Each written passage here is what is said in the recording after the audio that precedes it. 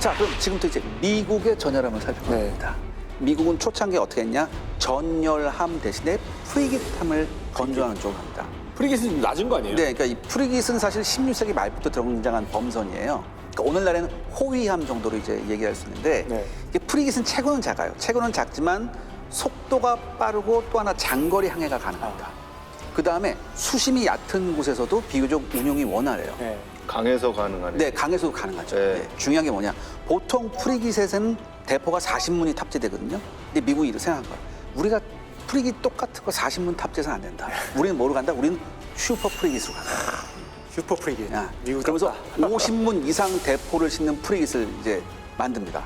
증기선의 혁신이 프리깃 자체에도 변화를 일으킵니다. 아, 프리깃에 증기가 있는 거야? 이제는 프리깃에 새로 건조하는 프리깃에는 증기관을 탑재하기 시작합니다.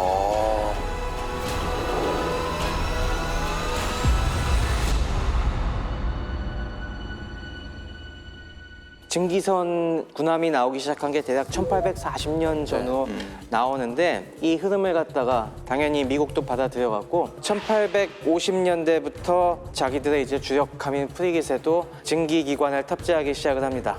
그리고 또 몇 가지 혁신을 더 도입한 것이 원래 처음에 증기선은 어떤 거였습니까? 외륜선이었죠. 옆에 보면은 큰 이런 물레바퀴가 있어갖고 물레바퀴. 물레 바퀴를 돌려서 앞으로 가는 거예요? 그렇죠. 물레 바퀴를 갖다가 돌려서 가는데 이거는 에너지의 손실이 많습니다. 제가 보기에는 강에서 갈 때 너무 좋을 것 같아요.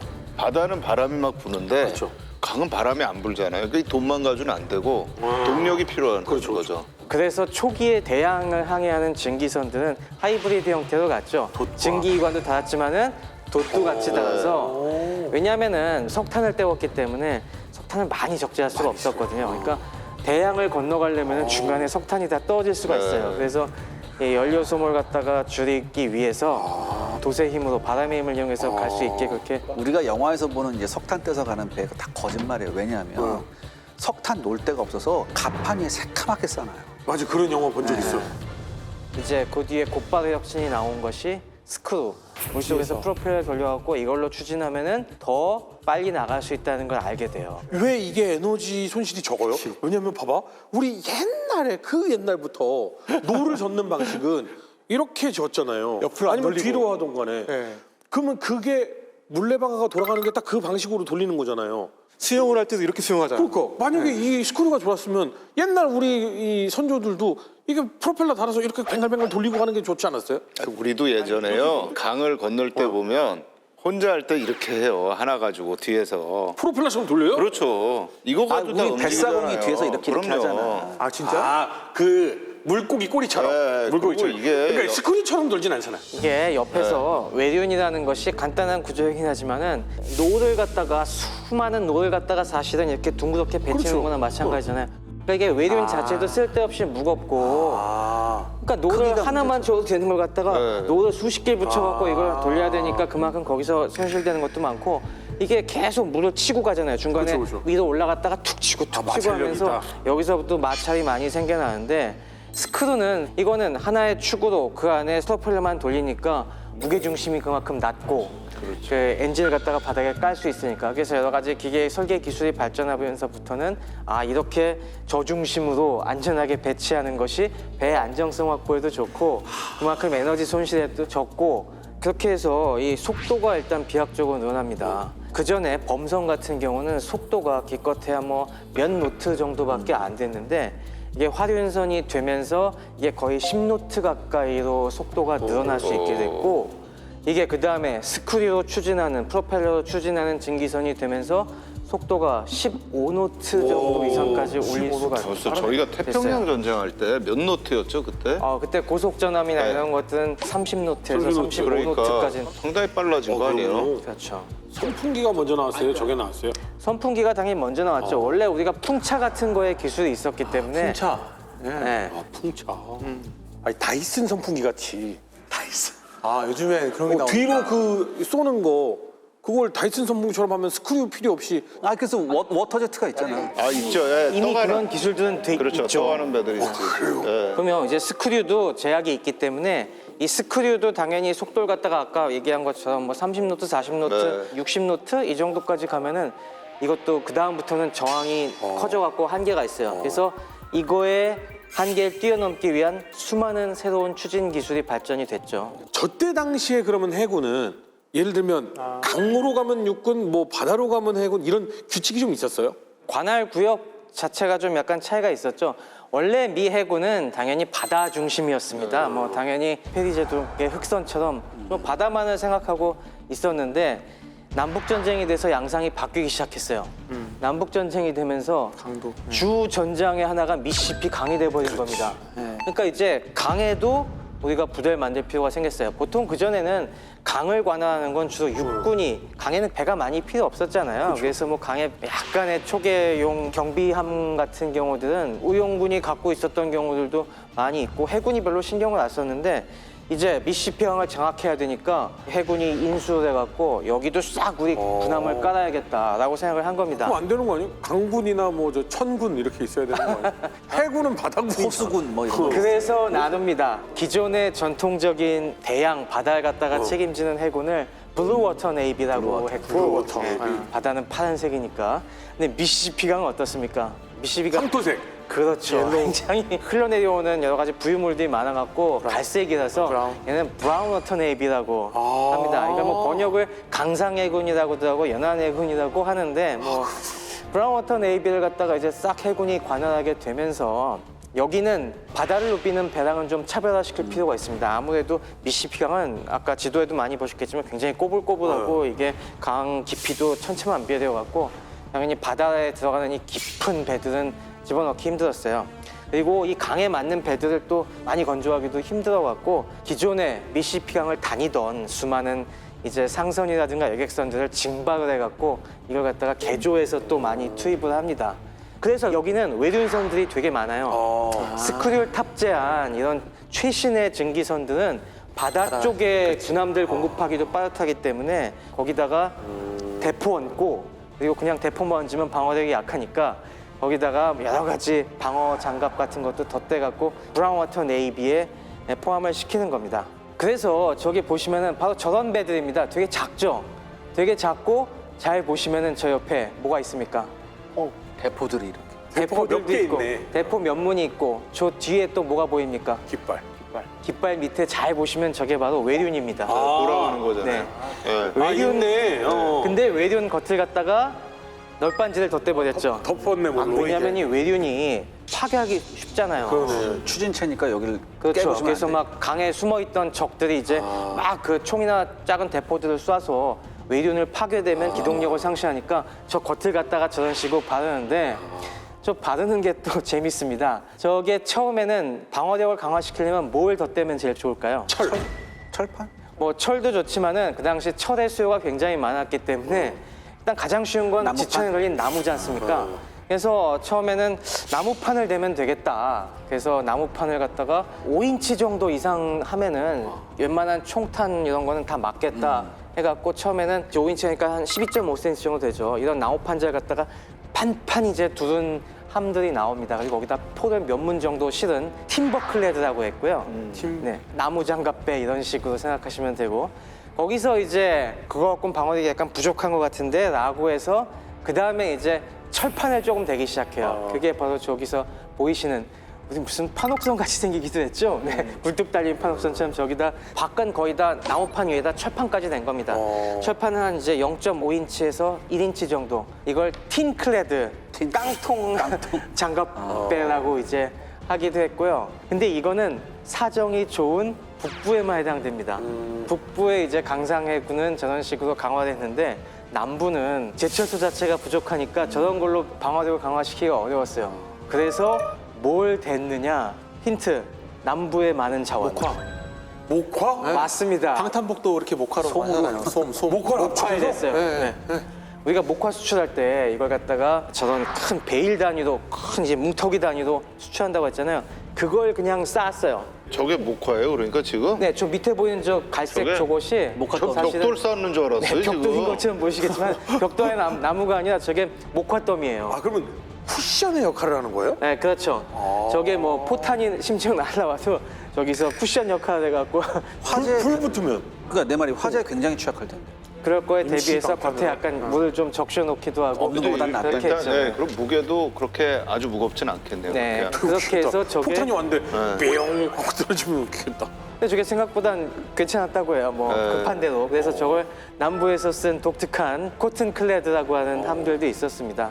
그리고 아무래도 수세에 몰리다 보니까 이 상황을 헤쳐나가기 위해서는 이 영국이나 프랑스, 유럽 국가들과의 무역을 어떻게든 계속 지속을 해야 돼요. 우리의 수출 상품들을 갖다가 해갖고 거기서 무기를 사오고 물자를 조달해야 되니까. 그래서 이 해상 봉쇄를 뚫을 수 있는 그런 배들 중심으로 많이 만듭니다. 그걸 블로케이드 러너라고 합니다. 그래서 봉쇄 돌파선이라고 하죠. 당연히 얘네들은 속도가 무장을 빨라요. 많이 실는 것보다는 빨리, 조금이라도 속도를 더 빨리 해서 빠른 북부의 프리기탐이라든가 고속함정들 따돌리는 그런 목적으로 많이 건조가 됐고요. 또 재미있는 것들은 남부는 이런 배들을 어떻게 조달했냐면은 자체 건조 능력이 딸리니까 주로 이제 영국 같은데 건조를 의뢰했습니다. 근데 문제가 뭐냐면 가지고 가니까. 가져오는 것도 문제지만은 영국이 초반에는 좀 저울질을 하다가 중립을 지키기로 딱 결정을 하죠. 보고 못 받고. 그러면서 우리가 군함은 절대 못 만들어준다. 이런 식으로 이제 딱 선언을 합니다. 그래서 어떻게 많이 했냐면은 일단 발주는 상선으로 했어요. 그리고 상선으로 딱 취역을 시킨 다음에 딱 갖고 오면서 공해상에서 여기서 포를 탑재하고 개조를 해서 그 다음에 다시 군함으로 취역시킨 경우들도 되게 많았다고 합니다. 그러다 보니까 남부가 조금 더 대담한 상상들을 하기 시작해요. 그래서 남부는 수적인 열세를 갖다가 극복하기 위해서는 우리가 질적인 면에서 발상의 전환이 필요하다라는 이 생각을 하게 되고요. 그래서 나중에 보시겠지만 남북전쟁에서 드디어 등장하게 되는 철갑선, 잠수함, 어뢰 이런 것들을 먼저 시도하게 됩니다. 정말 중요한 포인트인 것 같아요. 부여지책으로 내놓은 것들이 다 기상천외한 것들이 나오고. 남북 전쟁은 특히 해군에 있어서 군사 혁신의 시발점입니다. 근데 그러면 이렇게 배 혁명이 일어나고 해군들이 와 이거면 우리가 작전을 이렇게 짤 수 있어라고 하면서 해군력도 엄청 많이 이제 증강을 시켜야 되잖아요. 근데 영국에서 도망 나오는 해군이 계속 늘어나진 않을 거 아니에요. 네. 그럼 사람을 어떻게 보충을 해요? 이 해군 병력 모집은요 걱정할 필요가 없었습니다. 그래요? 일단은 돈을 많이 줬어요. 그러니까 지원자가 넘쳤어요. 네. 그러니까 모든 나라의 해군의 전통이 뭐냐면 일단 잘 먹여요. 배 타면. 맞아. 네, 굉장히 잘 먹여야 돼요. 잘 안 먹이면 아이스크림도 이게 있었던 네, 선상반란 나고 난리가 나요. 그러니까 예전에 선상반란의 예가 거의 60~70%가 이게 금량의 불량이었어요. 그렇기 때문에 밥을 굉장히 잘 먹고 또 하나 중요한 게 뭐냐면은 고된 선상 일을 해야 되기 때문에 어느 정도 음주에 관한 자율권이 있다. 이게 굉장히 너그러웠어요. 그다음에 또 중요한 게 뭐냐, 이 브라운 워터 네이비 같은 경우에는 생還확률이 굉장히 높았어요. 배가 격침되더라도 수영만 할 줄 알면 대충 미시비가 뭐 몇십 킬로 되는 것도 아니고. 예를 들어서 이게 육상에서 전투하고 생각해 보세요. 내가 전열 보병에서 가다가 어디서 포탄이나 총알이 날라와서 죽을지 모르는데 심지어 총터에 날라 도망도 못 가고. 네. 그렇지. 맞아야 또 되고. 더구나 이게 턴방식으로 싸웠잖아요. 쟤네 차례면 뭐 난 이게 죽은 거죠. 근데 이 해군 같은 경우는 서로 포격전 하다가도 참 이런 거 보잖아요. 얘들아 배를 버려라 이런 거 하거든. 함장이 안 되겠으면. 그럼 그때는 이제 뛰어드는 거예요. 그러니까 쉽게 말해서 육군보다는 그나마 생존 확률이 높았습니다. 그다음에 게다가 월급은 더 주고. 예. 그다음에 또 더 중요한 게 뭐냐면 이게 가끔씩 이게 로또가 걸리는 경우가 있어요. 로또. 뭐야 청자나. 일단은 이제 봉급도 육군의 한 서너 배가 됐는데 예전에 우리 해적선 같은 거 있잖아요. 사략선 같은 거. 이제 영국에서 사략선을 굉장히 많이 운용을 했었어요. 그래서 스페인 배하고 이제 프랑스 배 납포해라 막 이렇게 했는데 그게 규정이 있었다고. 뭐냐면 납포해서 안에 있는 건 니네가 다 갖고 배만 국가에다 바치면 돼요. 그러니까 이거를 나누는 거예요. 그러니까 그래서 1762년에 영국 사략선 선장이 스페인 프리기탐을 납포했거든요. 그래서 배만 바치고 나머지를 이렇게 나눴는데 이 영국 사략선 선장이 193년치 봉급을 일시에 인센티브로 받습니다. 그다음에 수병들은 48년치를 받아요. 뭐 이런 경우도 있는데 이 전통이 그대로 내려옵니다. 뭐 여기 사략을 한다고 미국. 그러니까 왜 남부 브라운 네이비가? 그러니까 이 남부 배를 이제 털 수가 있잖아요. 아 이건 꼭 남부배. 브라운 워터 네이비 한정이 아니라 블루 워터 네이비도 마찬가지예요. 해상 봉쇄하면서 그러니까 아까 그랜트의 부하들도 왠지 배 타고 갔으니까 아 나도 수명 아니야 하면서 가서 양탈한 거 아니에요? 그러니까 이것도 사례가 하나 있어요. 이게 북부 해군의 아이올로스호가 남부의 돌파선인 호포를 납포합니다.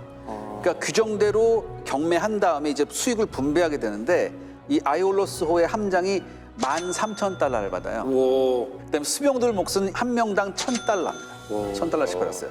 참고로 이때 당시 북부 육군 병사의 월급이 15달러가 안 되던 시절이에요. 뭐야? 그러면 엄청난 돈이네. 한마디로 저기다가 적어도 100만 이 단위를 붙여야 되는 거잖아요. 네. 그러니까 이런 거죠. 야, 너 뭐 고생스럽긴 하지만 육군 할래, 해군 할래 하면 해군이요. 해군 가죠. 나라도 해군 가지. 방금 얘기해 주신 거는 근데 이것도 역시 북부의 함장. 해군 병사들의 아, 이 돌아가는 함정. 거. 그 남부의 함정. 해군 병사들은 그러니까 제가 그걸 여쭤보고 남부는 사략질 못해요? 사약지는 아니, 무슨 안장하면 상황이에요. 다행이지. 안 털리면 지금 납포당하지 않게 어떻게든 이걸 뚫고 나가야 되는 게 문제인데 북부 해군은 이런 식으로 좀 복무하고 계약 기간이 있거든요. 그 당시 2년, 3년 정도 계약 기간 채우면은 복무할 만큼 했고 많이 월급도 챙겼으니까 이제 나 더 이상 복무 안 해도 돼 하면서 빠이빠이 하면서 그냥 미련 없이 다 제대해 버립니다. 2년 벌어서 그거 빠이빠이가 되나? 그 정도가 충분히 됐다는 어우, 거죠. 그래요? 할만하네요. 할만하네요. 그래서 북부해군 같은 경우 전쟁 말기에 병력이 한 5만 명 정도 있었다고 했지 않습니까? 근데 실제로 해군을 거쳐간 사람들은 한 10만 명 정도 됐습니다. 그러니까 뭐 로테이션이 굉장히 잘 돼요. 로테이션이 잘 됐어요. 근데 반면 남부는 로테이션은 무슨 로테이션? 계속. 있는 사람도 기회만 되면 나가려고 하다 보니까 남부는 반대로 제대 금지. 한번 들어오면 못 나가. 들어올 때도 죽어서야 나가는 들어갈 수 있어도 너넨 제대 못 시켜. 무슨 만기제대. 계속 이렇게 붙잡아 놔갖고 전쟁 말기가 되면 남부 해군은 약 5천 명 정도 있었다고 하는데 거의 뭐 축제는 못 나가갖고 한 총 복무한 인원이 6, 7천 명 정도였을 거라고 이제 얘기가 되고 올해 있습니다. 복무에서 전문성은 있었을지 모르겠지만 사기나 이런 것들이 엄청 떨어졌겠네요, 남부는. 네. 입대하는 순간 브라운 상조 가입. 굉장히 아니 근데 안타까웠죠. 지금 상황 보면 우리나라도 해군 기지가 진해, 뭐 제주 이런 식으로 있잖아요.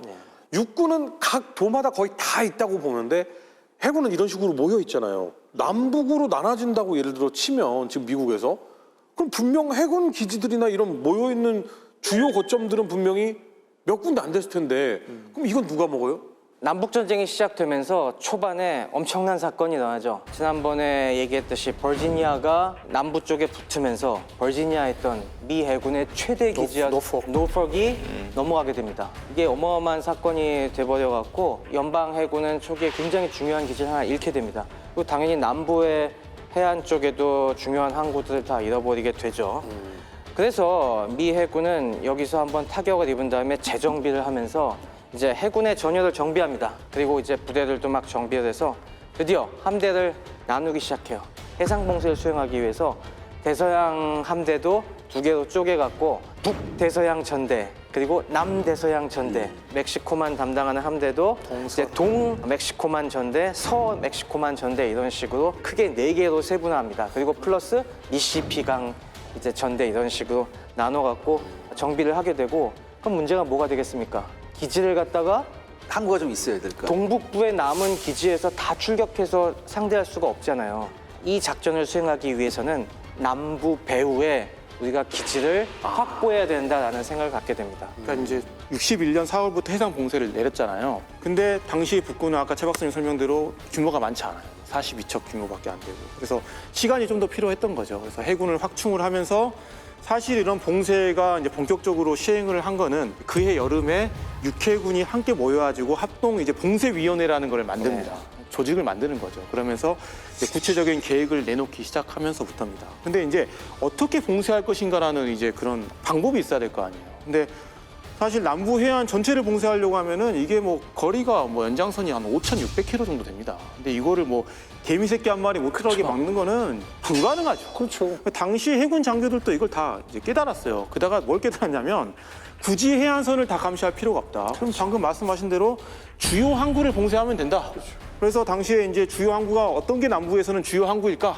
라고 보니까 제일 중요한 거는 가장 좀 멀리 떨어져 있는 데에는 이제 루이지애나주의 뉴올리언스가 가장 중요하다. 저기가 가장 큰 항구다. 그 다음에 또 중요한 곳은 뭐 텍사스주에 있는 갤버스턴, 그 다음에 엘라바마주에 있는 모빌, 그 다음에 조지아주의 사바나, 그 다음에 잘 알고 있는 사우스캐롤라이나의 찰스턴. 그 다음에 그 당시로서는 아직 확보를 못했던 델라웨어주의 윌밍턴 정도가 있었습니다. 주된 항구가.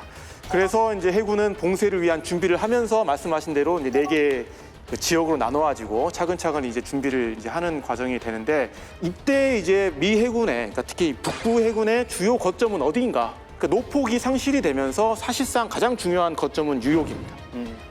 그 다음에 이제 메인주에 있는 이제 포츠마우스. 근데 그나마 조금 다행인 거는 아직도 노폭은 남부가 점령을 하고 있지만 그 윗부분에 있는 햄프턴 로드 정도는 이제 북군이 이용할 수 있게 되는 이제 그런 상황까지도 됐던 건데, 그러면 여기서 이제 의문사항이죠. 여기서 다 배들이 떠나면 사실 이 어떤 데서 떠나든 간에 남부까지 가기에는 어때요, 거리가? 굉장히 상당히 멀잖아요. 게다가 그 당시에 이제 증기선을 쓰는데 증기선은 한 10km 갈 때마다 석탄을 태워야 되잖아요. 막 넣어가지고 계속. 이거 좀 지구 온도가 한 3도 올라갔다는 소문이 있어요. 네, 별도로 석탄 운반선을 운영할 정도로 석탄이 정말 중요했기 때문에 봉쇄하려고 하는 그 항구 근처에 있는 해군 기지를 장악을 해서 여기에 이제 기지도 만들고 석탄 공급소 혹은 뭐 석탄 스테이션 역을 만들어서 북부까지 멀리 돌아가지도 않고 여기서 긴 기간 동안에 남부의 해안을, 주요 항구의 해안을 봉쇄할 수 있다는 아이디어가 이제 생기게 된 거죠. 궁금한 게요. 네. 왜 미국은 이렇게 봉쇄를 좋아해요?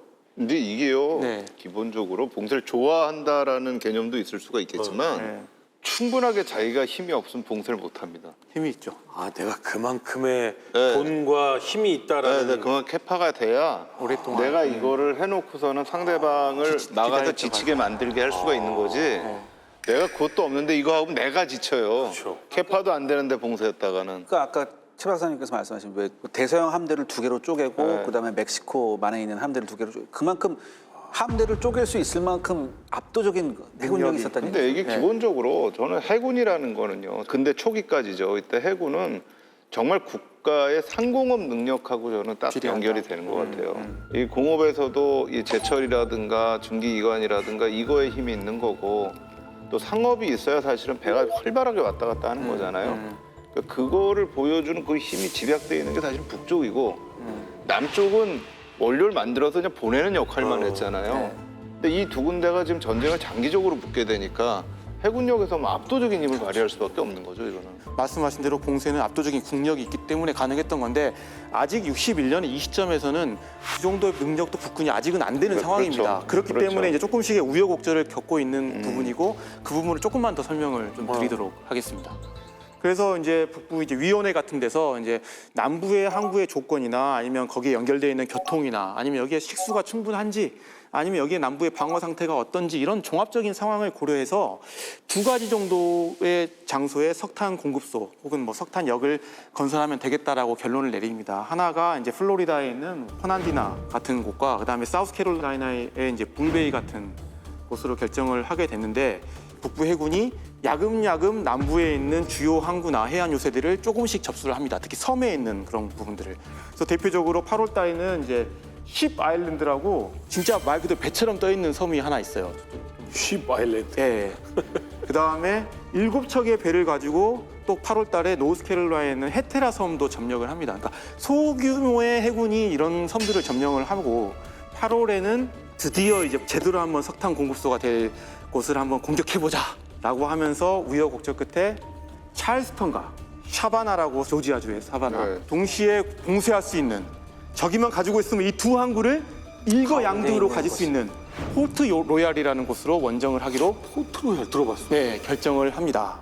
포트로얄 아마 자메이카로 들으셨을 거예요. 옛날 때. 이거는 이제 사우스캐롤라이나에 있는 거고. 네. 그러니까 자메이카에 아, 미국은 왜 이렇게 남의 나라 이름을 갖다 많이 써가지고. 네. 그건 미국 잘못이 아니고요. 유럽 사람들이 갖다 붙이는 거죠. 네. 그러니까 여기에는 해군의 적극적인 어떤 그런 추진력이 있었고, 여기 또 스콧이 자기의 이제 봉쇄 전략을 뭐라도 해야 되니까 네. 강하게 여기서 지지를 해줍니다. 근데 문제는 포트로얄은 들어가기가 쉽지 않아요. 여기 딱 외부에 요새가 2곳이 있는데 각각 그 요새마다 포가 20문 정도가 거치되어 있었어요. 썸터 같아요. 네, 그래서 그런데 북부 입장에서는 굉장히 이게 대단히 난관으로 평가를 했고, 병력이 최소한 13,000명 정도의 상륙 병력이 필요하다. 그러니까 거기에는 육군과 해군의 합동작전이 되어야 되는 그런 상황이었던 거죠.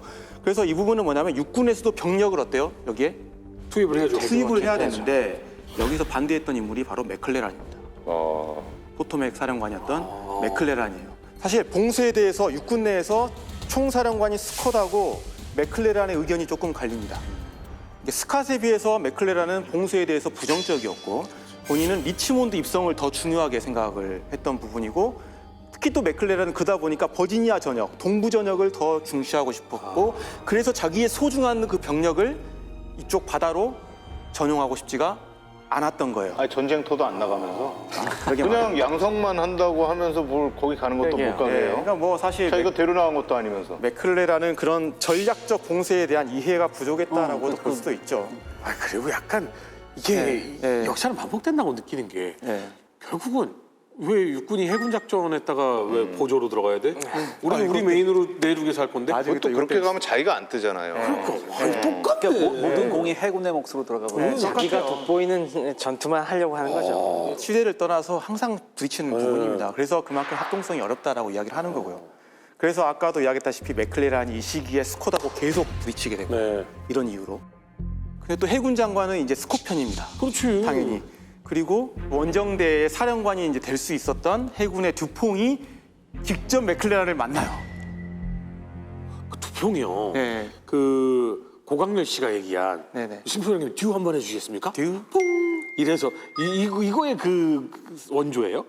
이거 아마 최 박사님 전문가실 텐데. 예. 아, 이게 뒤퐁. 네. 뒤퐁 들어보셨죠? 굉장히 유명한 화학회사 아닌가요? 그렇죠. 굉장히 유명한, 지금까지도 유명한 화학회사입니다. 욕도 많이 먹은. 네. 듀퐁이 어쨌든 라이터 회사는 아니고. 아니죠. 완전 다른데. 미국을 대표하는 화약 기업이었어요. 근데 딱 듀퐁 하니까 이름이 어디 이름 같습니까? 프랑스요. 프랑스. 그렇죠. 딱 프랑스 필이 나죠. 프랑스 혁명 시기에 프랑스에서 미국으로 넘어온 이런 집안이었어요. 가장 유명한 선조가 이아이 듀퐁이라고 하는데 프랑스에 있을 때부터 화약 제조 쪽을 갖다가 좀 기술을 담당을 하시던 분이었는데 넘어와서 좀 정착하고 보니까 이 신대륙 미국의 화약 기술이 영 형편없는 겁니다. 대륙에 비해서. 그래서 이것들 안 되겠네. 이렇게 비과학적으로 화약을 만들고 있다니. 그러니까 저렇게 맨날 총도 안 나가고 불발 사고도 나고 그렇지. 그래서 내가 한 수 가르쳐 주마라고 해갖고 1802년도에 화약 공장을 만들죠. 이제 가족들끼리 가업으로 이제 발전을 시킵니다. 그래서 이미 남북 전쟁 때가 되면은 엄청나게 큰 중요한 북부의 화약 공급 기업으로 이제 성장을 하게 되고요. 그 가문이에요 이 두평이? 네, 뒤퐁 제독이 바로 그 가문입니다. 근데 찐이네. 이아이 뒤퐁의 직계는 아니고 이아이 뒤퐁의 형의 아들이었습니다. 그래도 엄마들이 로얄 패밀리는 근데 문제가 있었어요. 당연히 노블리스 오블리제를 실천하기 위해서 군대를 갔나 보다라고 생각할지 모르겠는데 사실은 좀 아닙니다. 아니에요? 반전인데 이건 또. 로얄 패밀리니까 포트 로얄 우리가 가야 돼 뭐 이렇게 아니에요? 아, 그렇네. 이 당연히 형도 와갖고 사업을 했는데 문제는 사업이 안 풀려갖고 망했어요. 돈이 쪼들리니까 이 아버지가 어떻게 했냐면은 너 밥벌이 할 수 있게 좀 미리 군대 좀 가지 않겠니? 라고 해서 떠밀렸군요. 아 다른 거네 완전히. 네, 그래갖고 원래 군대 가게 된 이유는 약간 좀 처연해요. 그래갖고 불과 12살의 나이에 해군에 들어갑니다. 1803년생인데 1815년에 해군에 입대. 초등학교 5학년이에요. 그러니까 유럽에서는 진짜 아니다 중일. 유럽에서는 7살짜리도 해군에 들어가고 그랬었어요. 이게 해군의 특징인데 해군은 말씀하신 것처럼 유럽도 그렇고 미국도 그렇고 육군에 비해서 굉장히 일찍 입대한 경우가 많습니다. 우리 해군 영화들 보면은 굉장히 꼬마들이 막 이제 타갖고 같이 정복 입고서 수련하는 경우도 있잖아요. 그런 식으로 해군은 거의 10살 때 전후로 입대하는 경우가 되게 많습니다. 그다음에 뭐 애플보이도 있었죠. 네, 그렇죠. 그래서 이 뒤퐁 같은 경우는 1815년부터 복무를 해갖고 그러면 지금 몇 년째 복무하고 있는 겁니다. 엄청 오래 복무하죠. 지금 40년 넘게. 1860년이니까 45년째 복무하고 이 있었는데 정도면 해군 제독이 돼야 되는데. 그렇죠. 근데 이 당시 해군 또 규모가. 미국 해군의 특징이 뭐냐면 미국 해군은 제독이 없었어요. 네. 최고 계급이 캡틴이었습니다. 캡틴. 대령. 캡틴, 네. 대령. 네. 그러다 보니까 이게 함장이 캡틴이었죠. 그래서 함장 보직을 갖다가 캡틴이라고 줬는데 문제는 이 당시에 남북 전쟁 시기에 해군의 인사 적체가 어마어마하게 심했어요. 네. 세뮤얼 뒤퐁이 45년 동안 해군에 복무하고 있었는데 캡틴 중에서 서열이 엄청나게 낮았어요. 그 당시 해군에 캡틴이 38명인가 있었는데 그중에 10몇 번째로 그 앞에 그 사람들 하나 50년 한 건가요? 그렇죠. 50년씩 앉아가지고 복무한 캡틴들이 럼주 엄청 한잔 딱 많았어요. 마시면서 아유, 내가 지금 군에 몸담은 지가 40몇 년인데, 아유, 이러고 있으면 옆에서 나는 군에 몸담은 지가 70년이야, 이 자식아. 뭐 이런 사람이 있었다는 거죠. 맞습니다. 그래갖고 이 당시 해군이 초기에 굉장히 문제가 뭐냐면은 해군은 특히나 조직이 작으면 작을수록 연공서열을 엄청나게 따지는 경향이 있지 않습니까? 어느 조직이나.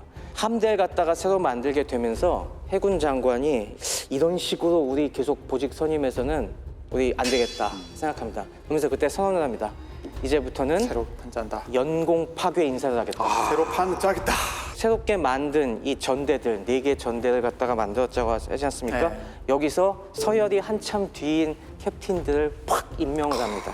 거기에 두퐁이 들어가요? 그렇죠. 거기에 듀퐁이 들어갑니다. 이 듀퐁 같은 경우는 가장 최선임 캡틴보다 18년 후배예요. 그러니까 최순희 캡틴은 어마어마한 그 앞사람은 스컵보다 더하네. 앞사람은 10살 정도에 들어갔겠죠. 70 가까이 됐겠네. 그러니까 그런 70대는 선배들 다 제껴놓고 그걸 연공 파괴로 이제 해서 이 사람도 결코 나이가 적은 게 아닌데 거의 60이 다 된 분인데 이 정도면 가판에서 네, 점씩 하게 치고 된 계시겠는데. 그러니까 두퐁이 맥클레란 만날 번 하네요. 그러면 나이가 세뮤얼 디퐁은 맥클레란 뭐군 경력으로 심한데. 따지면 충분했고 그리고 링컨이 요 시기에 이걸 보고서 육해군 합동 원정군을 꾸려야 하니까 이거 서열을 확실히 해줘야겠다라고 해서 이때 드디어 제도급의 계급을 만듭니다. 에드미럴이 나오고. 그게 바로 플래그 오피서입니다. 플래그 플래그 오피서. 오피서. 그냥 에드미럴을 여전히 붙이는 건 되게 미군에서 꺼내갖고 플래그 오피서. 다른 그러니까 거 다 유럽다라면서 뭐 이런 걸.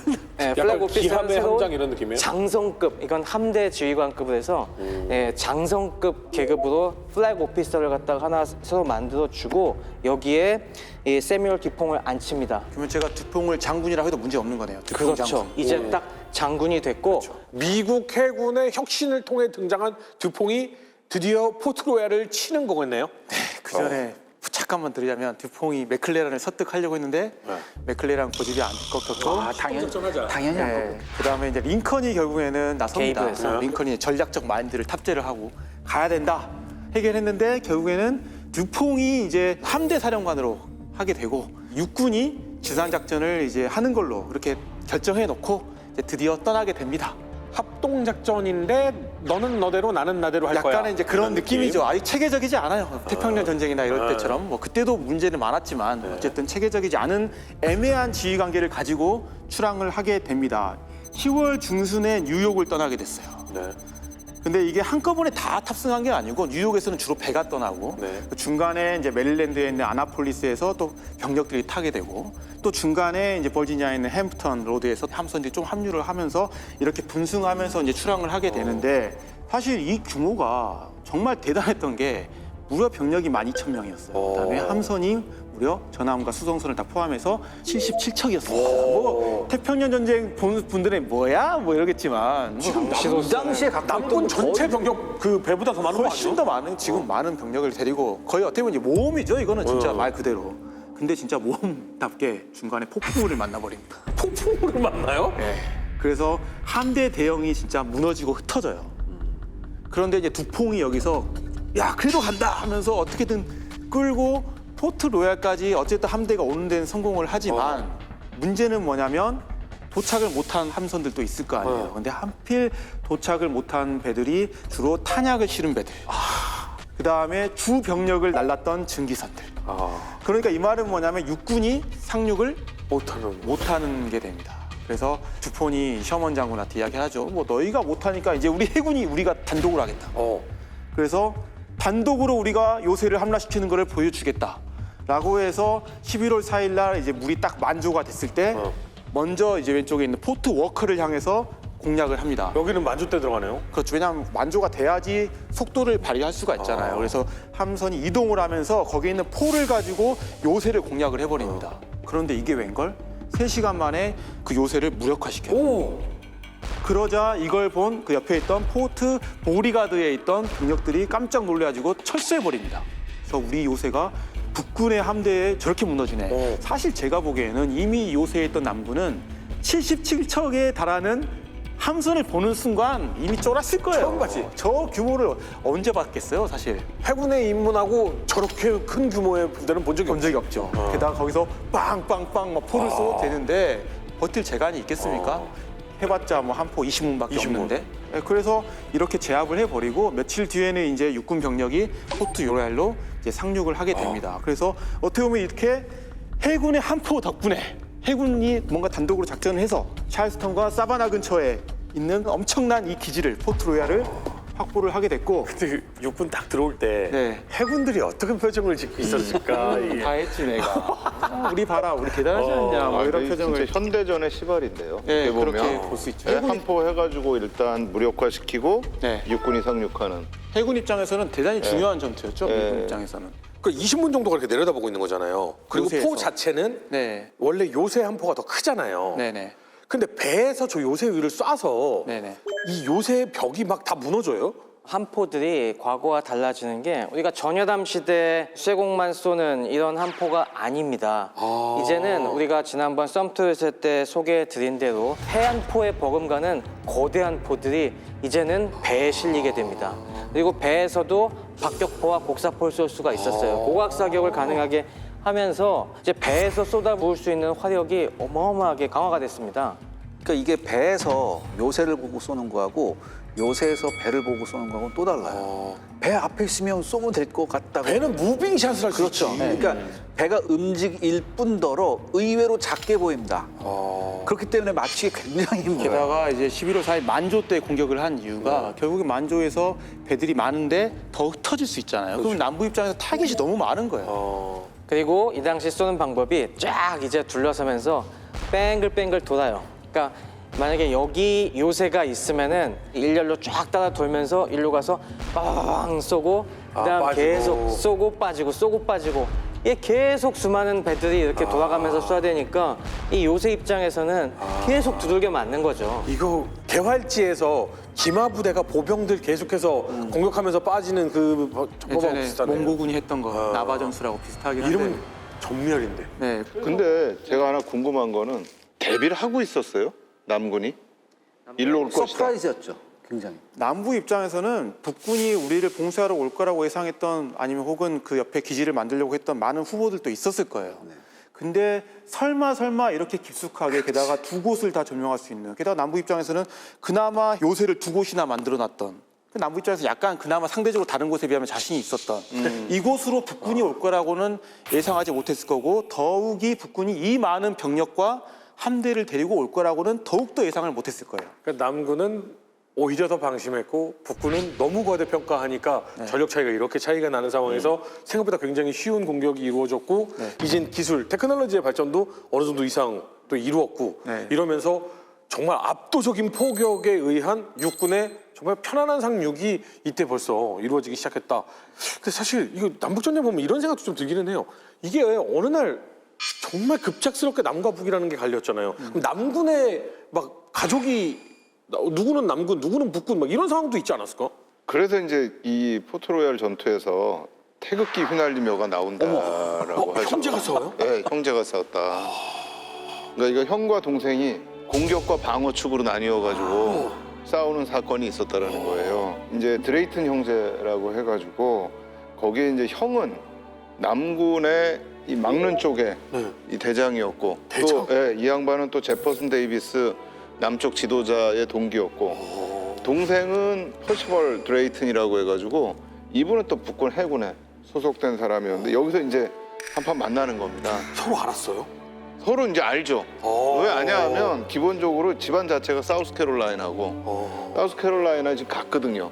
갔으니까 분명 거긴 있는 거죠. 거기다가 형 드레이튼은 여기에 워낙 잘 살아가지고 거기다 농장을 그 장인이 준 거예요. 거기에 노예 100명하고 해가지고 농장을 준 거예요.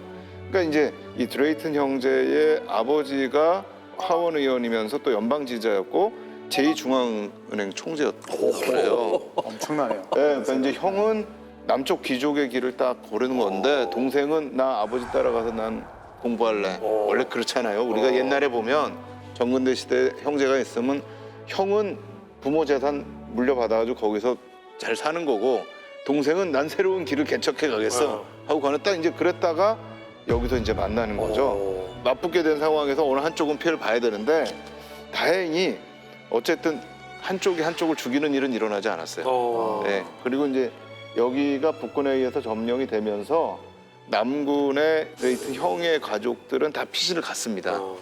근데 여기서 이제 문제가 돼요. 이게 이제 북군이 점령을 하고 나니까 지금 이 농장도 있고 노예들도 있는 거예요. 엄청 근데, 많았죠. 예, 100명이나 있었으니까 이걸 이제 어떻게 처리할 것이냐. 되게 서로 멀뚱멀뚱했을 것 같아요. 그러니까 저기 보면 저게 이제 그 북군 병사들이 포트 로얄을 점령한 다음에 거기 이제 흑인 노예들하고 찍은 사진이라고. 드레이튼 합니다, 저게. 형의 그런 그러니까 노예. 저기 예, 지금 예, 북군 그렇죠. 병사의 모습을 봐도 어쩔 줄 몰라는 그런 네.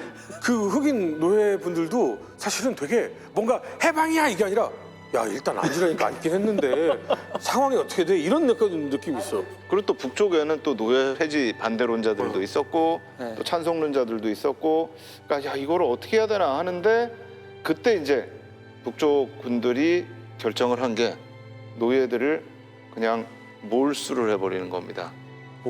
몰수를 해서 해방을 해버리는 거예요. 몰수에서 해방. 네. 그러니까 농장과 함께 노예들을 몰수해서 해방을 해버리는 거예요. 근데 이게 사실 저도 좀 고민을 해본 게 뭐냐면요. 일반적으로 우리가 전쟁 규칙에서 전쟁을 해서 이긴 쪽이 패배한 쪽의 이 재산을 몰수할 때는 공공재산만 몰수가 됩니다. 사적, 사유재산은 몰수가 안 돼요. 이게 만약에 국가 대 국가의 전쟁이 아니고 반란군에 대한 전쟁이면 네. 몰수가 가능하죠. 반역자들이니까. 네, 반란군이니까. 근데 이게 이제 사실 이게 나중에 가서 문제가 될 소지가 충분히 있어요. 왜냐하면 우리가 앞에서도 나온 것처럼 노예 다 해방시키겠다 선언을 하면 링컨이 아직은 아닌데 뒤에 수정헌법 가서도 사실 그 문제들이 있거든요. 근데 요 당시에 북쪽에서 생각을 한 게 뭐냐면 당시에 남부에서 노예를 밀수품이라고 불렀다는 거예요. 그러니까 이게 물품이다. 아, 사람으로? 네, 사람이 아닌 물품이니까 우리가 이걸 몰수해서 해방을 시켜주면 된다. 근데 그 생각도 사실 저는 약간 좀 그냥 끼워 맞추기죠. 웃긴다라고 생각을 하지만 풀려난 이 흑인 노예들한테 농장의 땅도 좀 분배를 해가지고 커뮤니티도 이렇게 하고 살게도 하고요. 또 군대 들어오게도 하고 이제 이런 식으로 일단은 몰수해서 해방시켜 준다라는 그런 원칙을 여기서 처음 이제 보여준 거죠. 물론 이것도 뒤에 가면 계속해서 논란이 붙습니다. 네. 어떻게 근데 지금까지의 전쟁은 다 전쟁터에서 했잖아요. 배틀필드에서 했단 말이에요. 근데 처음으로 이제 거주지를 이 점령을 하게 된 거예요. 그럼 이제 그렇게 되니까 이 재산들을 어떻게 할 거에 대한 고민들이 이제 생기기 시작하는 겁니다. 그 전에는 해군이 공략했던 것도 주로 섬이잖아요. 사람이 안 살았던. 근데 이제 진짜 어떻게 보면 네, 이건 이제 적지로 새로운 이제 들어간 거잖아요. 국면으로 이제 또 하나 들어가게 되는 계기가 되는 네. 거죠. 지금의 미국이 어떤 그 쌓아온 많은 경험과 노하우들 전쟁에 대한 그리고 그 전쟁 이후에 대한 어떤 행정에 대한 것들이 제일 먼저 쌓이기 시작한 건 사실 남북 전쟁이라고 봐야겠네요. 가장 고민이 됐던 것 같아요. 이 시점에서 다행히 뭐 형제끼리 죽진 않고 완전히 태극기 휘날리기처럼 되지 않은 것만 해도 저는 마음이 조금 영화 같은 비극은 없었어요. 예. 근데 형 입장에서는 동생 만나면 찔러야지라고 생각할 것 같은데 지금. 지금 형 입장에서는 다 뺏겼어. 다 뺏겼어. 모든 걸 다 잃었어. 군대에서의 지위, 뭐 전투에서 패배의 지위, 재산 다 뺏겼잖아요. 동생도 할 얘기가 있어요. 근데요. 아, 그래요? 예, 동생도 하려 아버지의 뜻입니다. 할 얘기가 있어요. 그리고요, 형도 목숨은 건졌잖아요. 근데 저 하나 여쭤볼 게 있습니다. 지금 이게 남부는 자기 땅에 있는 걸 지금 깊숙하게 있는 걸 뺏겼잖아요. 그럼 제가 남부 지휘관이라면 당연히 군대 보내서 바로 탈환 네. 이렇게 해야 될 것 같은데. 이걸 소식을 들은 남부는 엄청난 큰 충격에 빠집니다. 왜냐하면 남부의 주요 항구 두 곳이 곧 공세당할 위험 혹은 북군이 이제 공략할 수 있는 위험에 빠지죠. 그러자 데이비스가 소방수를 부릅니다. 바로 로버트 리죠. 여기에 해안방어사령관으로 이 지역에 이제 급파를 하게 됩니다. 굉장히 저희가 요충지입니다. 저곳이 노포크로 들어가는 입구에 함정을 정박시키기 좋은 곳이 있는데 바로 그곳이 햄턴 로드입니다. 네. 이건 해군으로 해가지고 여기가 뚫리면 그러면 이제 육군이 뚫리고 해군이 뚫리면 사실은 끝난 거죠. 리치몬드를 방어하기가 굉장히 어려운 위치에 있는 거고. 그런데 이제 해군력 자체가 굉장히 빈약하니까 우리가 통상적인 방법은 가망이 없다. 그래서 우리가 비장의 무기를 여기서 만들어야겠다는 생각을 딱 하게 되는 겁니다. 그게 바로 무엇이냐면은 철갑선입니다. 철갑선. 돛 달려 있고 이런 거 무슨 필요가 있어? 그냥 그 위에 우리가 철로 딱 구조물을 만들고 그 안에 대포를 집어넣은 진짜 철갑선을 한번 만들어 보자. 곧장 우리 두금 철갑선 만들자. 150만 달러의 긴급 건조 예산이 승인이 됩니다. 굉장히 돈은 누구야? 엄청난 돈인데. 네, 저게 바로 선회 포탑입니다. 돌아? 네. 쫀다. 그러니까 이 두 배가 격렬하게 싸웁니다. 무려 4시간 동안 싸워요. 와, 롱기누스와 이지스의 대결이 아니라 이지스와 이지스가 서로 방패를 계속 치는 것 같은 느낌이야.